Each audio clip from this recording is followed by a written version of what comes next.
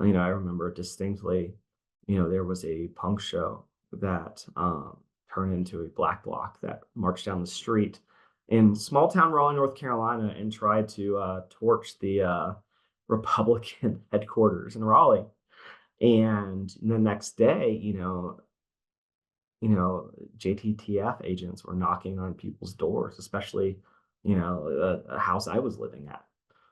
So we all sort of kind of had this awakening, and a sort of a militancy about it that, yeah, no one was ever like, you're crossing the line. And, frankly, the animal rights activism I was doing wasn't that shocking. I wasn't a very good animal rights activist. Let's put it that way. So how did you make the shift though from into what you do professionally? Because so you're doing this, you're part of this this movement, and when you just said I wasn't a very good activist. Just as a sidebar before we get to your story, what is a good activist then? What Well, I would have just been wasn't better? very, I just wasn't very effective, in terms of, developing a campaign, sticking with it, Mhm. having goals that were easily obtainable that can sort of build a movement. And then, I was working with sort of small town, people. We had like groups of like 4 or 5 people, and that was sort of the sense of the scale. So there was no growing any sort of movement, and then I found myself spread across graduating college, traveling, things like that. So what I mean by that is, I look at other activists that have truly like threatened power with their activism and their commitment, and that just wasn't me. They Yeah. they were much better at it than I am. So but ultimately, my path towards becoming a lawyer is very much born in the context of the repression of the animal rights and environmentalist movement, because a lot of the work that I was doing involved prisoner support. There are people getting really unheard of prison sentences for nonviolent conduct. And so, it felt like every other show I was booking was a benefit show for someone's legal defense fund or prison commissary. I specifically remember, one of the individuals who was part of this group called the Shack Seven. His name is Andy. He was placed in a prison in North Carolina, and we would do benefit shows for him. And sometimes I'd even try to get on the radio at my college to play music for him, because he could pick up the college radio station. So, a lot of the activism was focused on people that were going through the court system. And I remember at one point just being like, fuck this, I'm just going to go to law school. Like, it's just like, I keep raising all this money, which, I was a college student, so like $200 from a benefit show felt like a lot of money. But I was doing all this work. I like arguing. I feel like I'd probably make an okay lawyer. So like, I'm just going to go on a path towards law school, really inspired by the activists I saw, pushing the envelope, threatening power, and finding themselves facing repression. Like, I wanted to be there for them. So, that was what sort of planted the seed of me ultimately becoming a lawyer.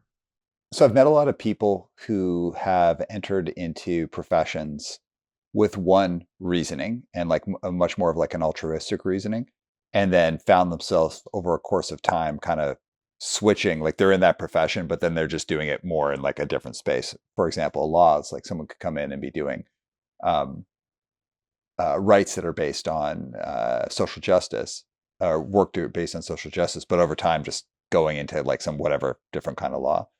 So when you were in law school and in your early career, what kept you focused on the more social justice aspect of your professional career? Well, I think, there are really three things that helped land me where I'm at now. Is one is, I'm a white cis dude. I carry a lot of like incredible privilege, and there's a lot of stuff I just don't have to deal with. Um, and I think that sort of allowed me a lot of flexibility that, I can't even fathom, sort of like other barriers. And I think somewhat related to that is, I was fortunate enough to get into a really good law school that has a great loan repayment assistance program. And I actually just submitted my loan forgiveness. So, the 200 plus $1,000 of debt I took on in law school, is about to be forgiven. And I didn't pay a single cent of it. So I really sort of credit those two things, as being super instrumental on all the stuff I've been able to do. Especially the latter meant I didn't have to leave law school and worry about getting the highest paying job to pay off this crippling amount of debt.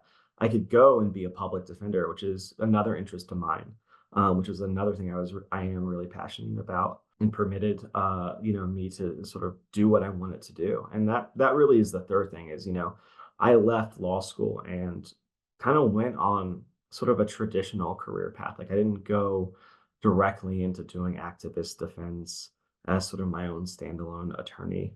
No, I became a public defender, especially through law school. I saw, the role that public defenders can take in terms of, fighting for people that society, our courts, our government just doesn't care about. And I thought that was really liberatory and important work to do. And it was also at a time where I was, quite frankly, a little burnt out and jaded and cynical on the activist community. I had this really stark memory of going while I was studying for the bar, going to an Earth First rendezvous in the middle of the woods in North Carolina and to do a Know Your Rights training. And just, I think there were a lot of people there at the rendezvous, but I think maybe 5 people came to the Know Your Rights training. And, I was just like, what?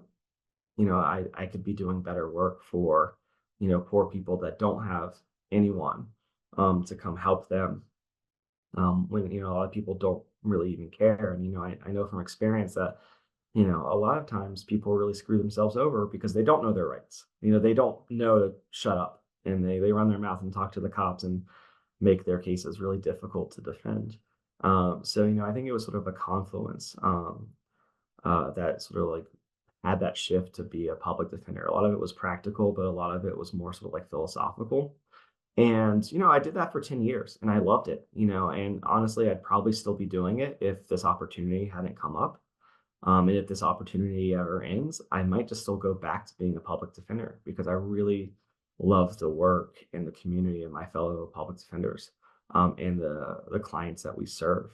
But that enabled me to sort of have a good leeway of learning to be an attorney and a decent living. You know, Mhm.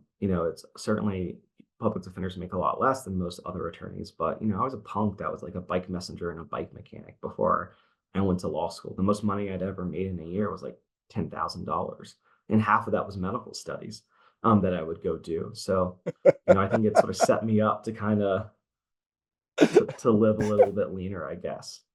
That's awesome. Great response, man.